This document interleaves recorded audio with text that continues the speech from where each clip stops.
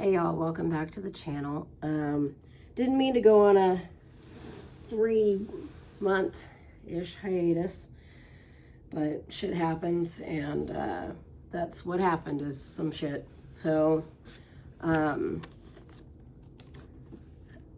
don't even know where to start.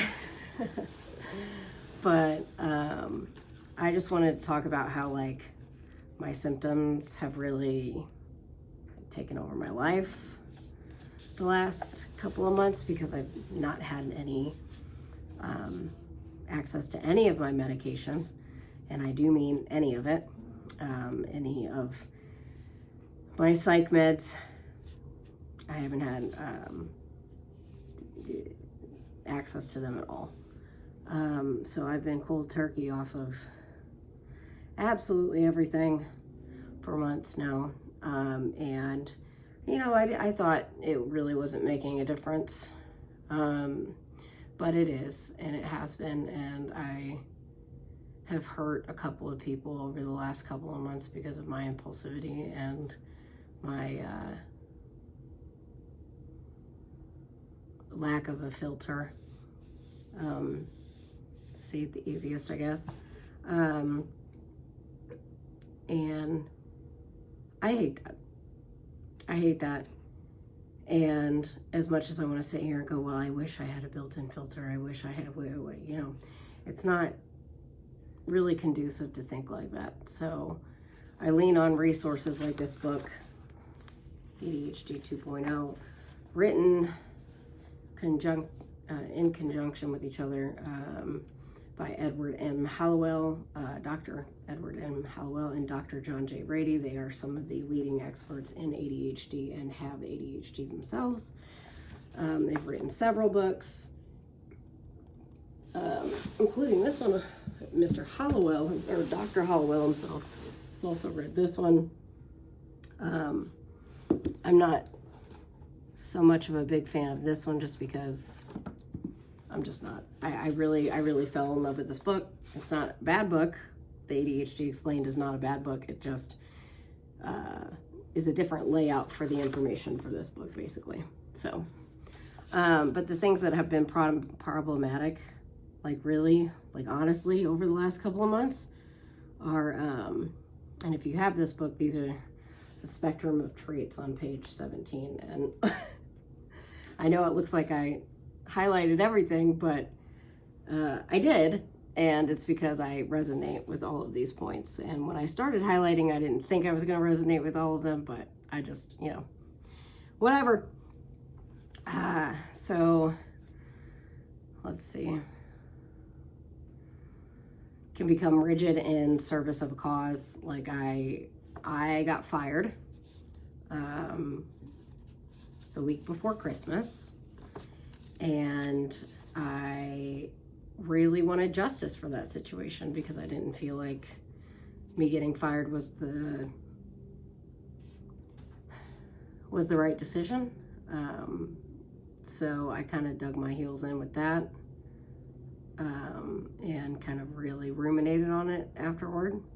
And rumination's not cool. And rumination is, like, at least from my understanding, is the like obsessive thinking about something over and over and over, and just staying in it and just like wallowing in it. Usually disorganized, chaotically so, and you can just see, just from the little bits of my house, little bits of my videos that you've seen, it doesn't matter.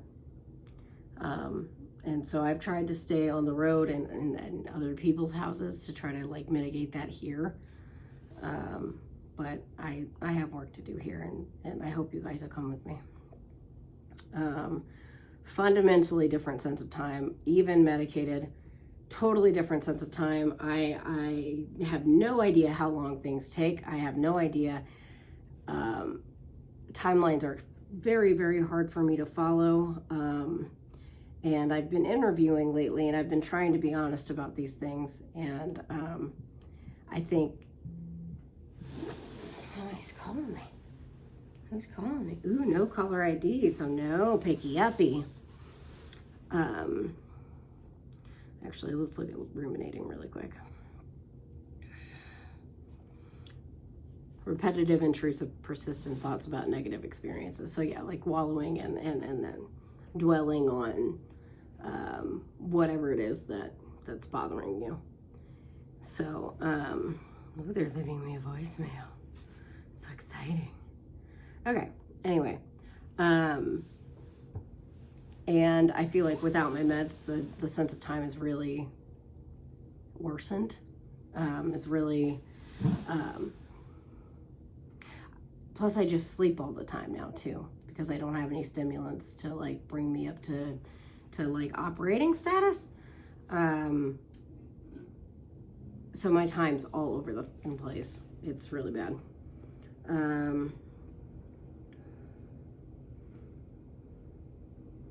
And like I said, I've tried to stay at like my mom's and like my friends' houses lately, because it forces me to be in an environment that's not mine, so that I have to like keep tidy. And I'm running on other people's time and not just my own. So just trying to do that right now, especially while not having a job.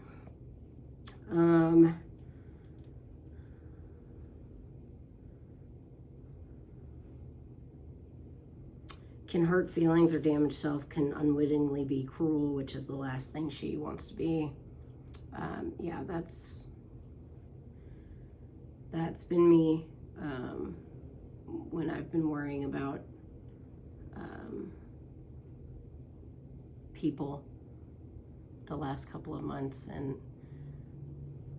again, not having that filter for tact, I think, and that was my toe, sorry. And, you know, spilling people's secrets at dinners that they weren't even in attendance in, and things that like that aren't in the moment now that have been brought to my attention that I'm like, why would I do that? Like, why the fuck did I do that?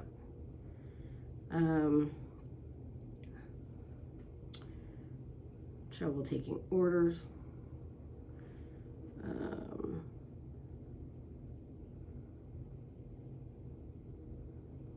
Let's see.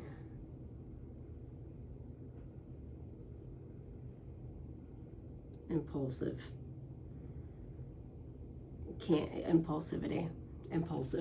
like, and it doesn't always have to be doing something dangerous or doing something wild. I mean, it's just, and I'm gonna look up the definition, like the dictionary definition of impulsive. Acting or done without forethought, acting as an impulse. So like, what's really, I'm gonna look up one more thing. Yeah, an impulsive speech for ADHD is a symptom that can involve speaking quickly or loudly or saying things without thinking. May also have difficulty regulating themselves, controlling their impulses. Common signs are speaking quickly or interrupting others, saying things without thinking. And then it gives some coping mechanisms. But that's like something that really, really, really manifests when I don't have my meds, is there is no filter, and I just like lack any social cues to be able to allow sanity to enter the space, if that makes sense. Like, why on earth would I speak something personal about someone who wasn't even in attendance at the thing that I was at? Like, why would I do that? I wouldn't do that. Which really upset someone, and I was able to apologize, and thankfully my meds showed up literally today. So this is also me documenting the first couple of hours of me back on Concerta itself, and using my coping mechanisms, like filming myself to see if to help me get some stuff done today. I really want to get some stuff done.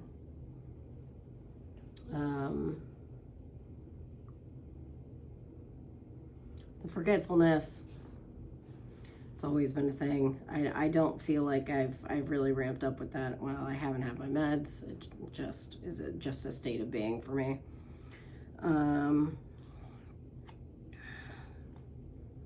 So many ideas, impatience, struggling with ambiguity. Let's look that one up too.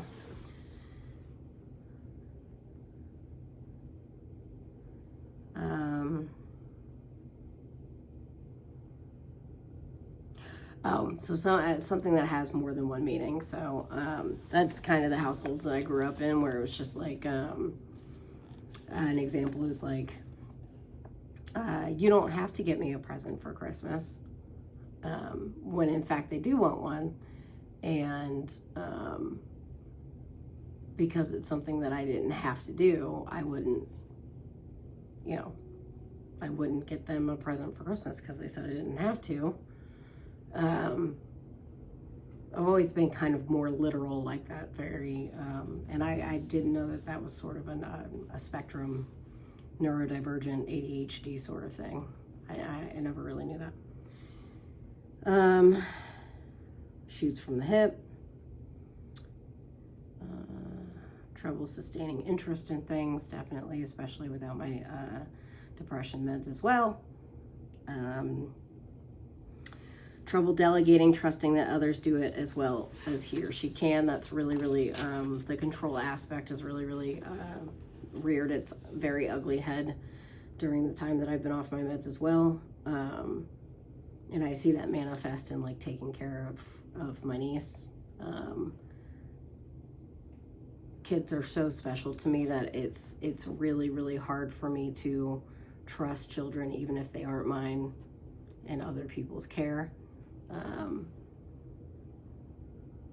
Because I genuinely don't believe that people would do it as well as I, and I don't know what that's about.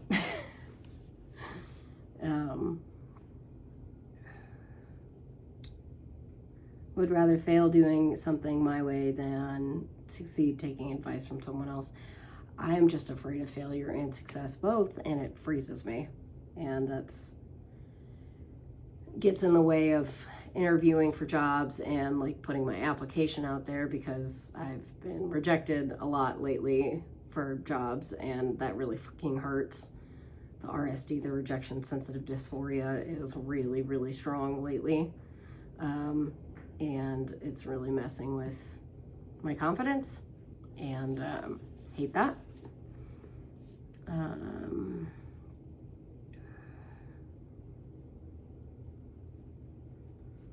Seems wacky, eccentric, can put people off by being too offbeat or arrogant. I have a feeling that's part of the reason why my interviews have gone sideways. Just no filter, and people don't actually care for you to be who you are. They want you to be who they want you to be, especially when they're hiring. And I feel like that's been really, really, I come out of interviews and I feel fine. I feel great. I feel like I've did it. I did it. I done it. And then nothing. Or, I wasn't chosen. So I don't know. I think I just allow myself to my brain doesn't allow me to mask very much anymore. And the meds help me. They put a filter in. At least for me. And I think without the masking, I'm not good enough for the regular workforce. So I don't know.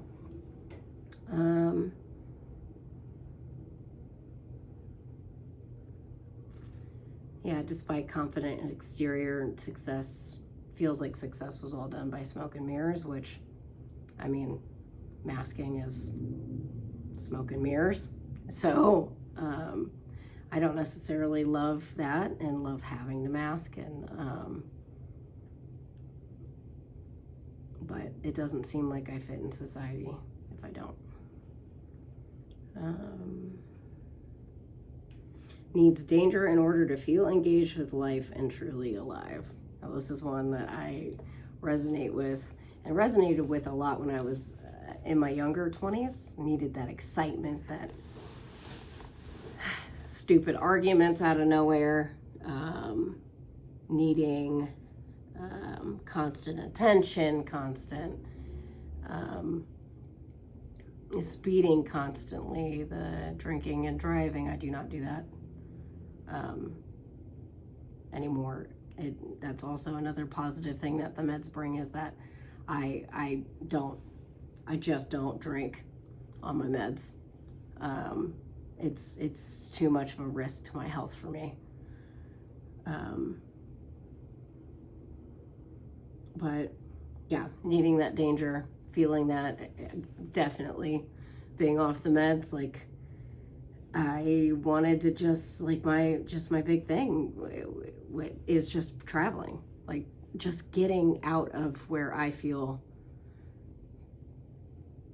the bad stuff is, or that I feel trapped in. And not that I feel trapped in my home, but like, you know, some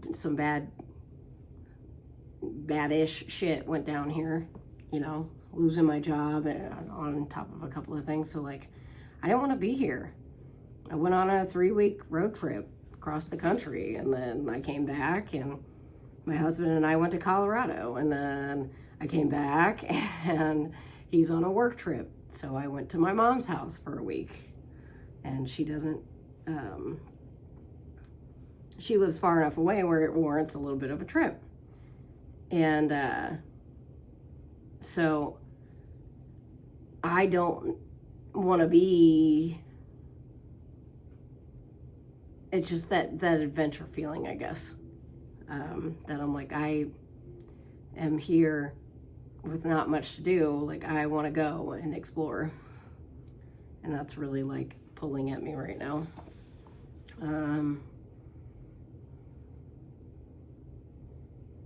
Trouble with implementation of things, yeah.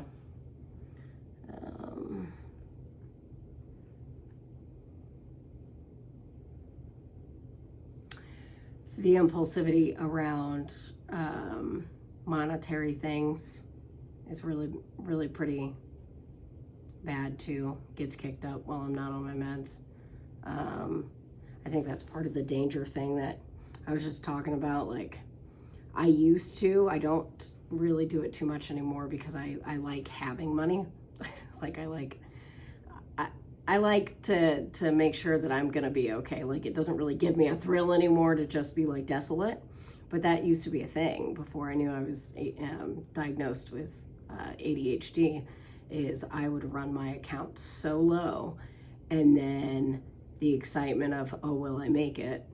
Or, you know, can I make this $27 last for the next 3 weeks? You know, it was insane.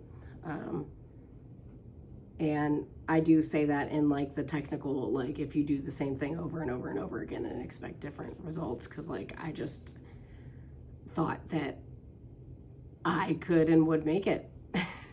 And it was the same thing every time. No, you can't. But despite me trying my hardest to have that control.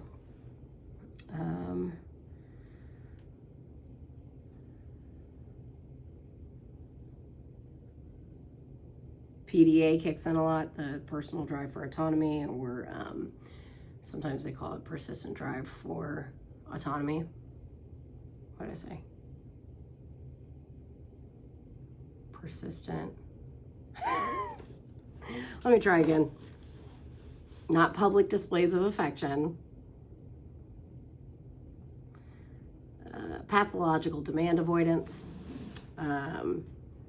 which is something I struggle with regardless, but really kicks up when I don't have my meds. Like, I don't want to do anything that you tell me to do, and I won't. That's why making these videos really helps, because it's kind of like, it's the body double. I can do things, I just don't like to be told to do things, and that's not a personality quality that's lacking. It's real, and it happens. So it's also that sense of control. Happens to a lot of people who didn't grow up with a lot of control in their lives. Easily distracted. I have been playing a lot more of this video game that I like, and to kind of fill the gaps in the dopamine and to like feel like I'm doing something productive, because there's lots of like productive type things to do in the video game. But I can tell that, or I could tell before I kind of went to my mom's house, that it was really kind of taking over a little bit of my life, and kind of it was the dopamine trap of it all, you know.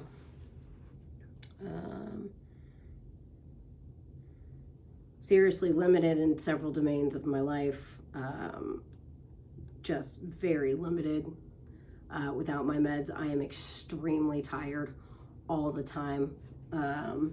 It doesn't matter if I've done one thing. Sorry, my foot is bothering me. It doesn't matter if I've done one thing for the day or nothing for the day. I am absolutely and completely wiped. This is the most awake I've been in months, and I got to take my Concerta today, and I'm even still like tired.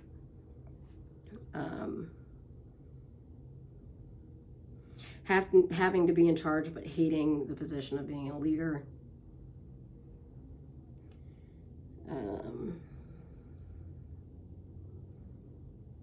Finds contentment too bland. That's where that fighting and that, like, you know, how much can I run my bank account down, or can I, how many hours can I spend on this game before I pass out? Like, how many hours can I go without eating? Stuff like that, creating danger.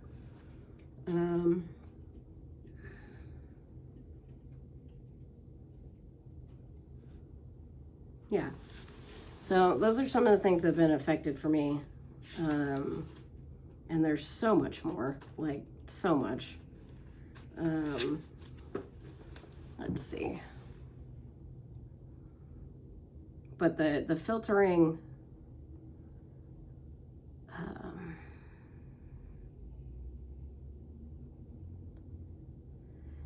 the filtering is the big thing. Sensory issues. Everything's so fucking loud. Everything is so fucking loud. And I had like a mini meltdown yesterday when I couldn't find my other earplug that my niece had been playing with, and I still didn't find it. I left without finding it. Emotional dysregulation.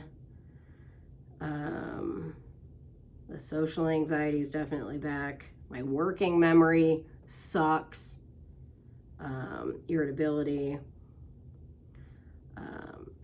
Definitely feelings of low self-worth at this moment. Not having a job is crushing for me, and so is the rejections from jobs, especially surrounding the children and the things that I like to do. And yeah, so not getting those jobs, because I interviewed for 2 positions at a place, not getting those jobs was like crushing, like really crushing. Let's see what else. My communication style changes. I like start to go back on like the passive aggressive type of stuff. And then, yeah, forgetting to take care of the basic needs. Biting my nails to pieces. I have no nails left. Biting my nails. Not showering as often, not eating as often, wearing the same clothes for days.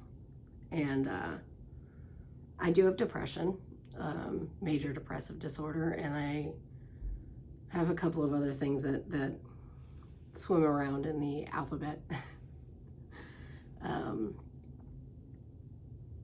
Even now, like, I can't, it's gross, but I can't stop playing with my toes, like, while I'm talking about this, because I'm not, I like to be open, but I'm not.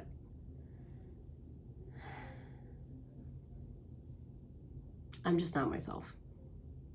And now that I know what myself actually feels like, even still struggling with the executive functioning and the emotional regulation and all that.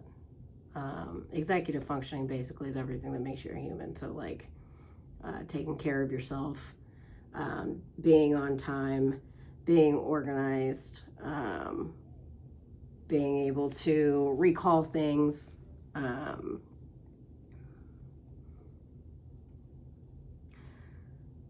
long-term executive dysfunction is a long-term condition that describes a range of cognitive and behavioral difficulties that affect the brain's ability to control thoughts, emotions, and actions. So trouble focusing, regulating, controlling impulses, all of that right now, I've struggled my whole life, but like now that I know what myself actually looks like, even with those struggles still, I have missed that woman. I have become more kind and empathetic and patient through having my meds and going to therapy, but especially having my meds. And it's been really heartbreaking and life-changing, life-altering without them. And I hate that. But if you've made it this far, thank you. I do recommend these books. This one's got kind of more like a colorful sort of diagrammy picture sort of thing. I do recommend both of these books, the ADHD 2.0 and the ADHD Explained. But just know that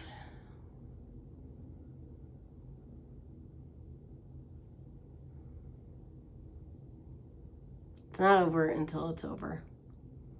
My heart goes out to you if you've lost your job in the last couple of months or at all and you're still struggling. My heart goes out to you if you are also on a med shortage. My heart goes out to you if there have been difficulties in your interpersonal relationships. My heart goes out to you if you feel like your ADHD has destroyed some part of your life for some reason. And my heart absolutely goes out to you as somebody on the spectrum in general. And if you're watching this as somebody who is a supporter of somebody who is on the spectrum, my heart goes out to you as well. And we thank you for your support and your, if you're watching this, you obviously wanted to know something about ADHD. So we really do appreciate when people reach for their own resources to educate, because we hardly know what's going on ourselves. And everybody with ADHD is different. Everybody on the spectrum is different. That's why they're referring to it as a spectrum now. Because no two of us are the same. And that's really difficult to treat. You know, the common cold, you see this symptom, whereas, you know, and there are severities, sure, but there's just so much, it's just so nuanced. And I'm so happy that you were here today to watch this video. And I promise that I'm gonna do something productive with my day, and maybe you can too. Okay, bye.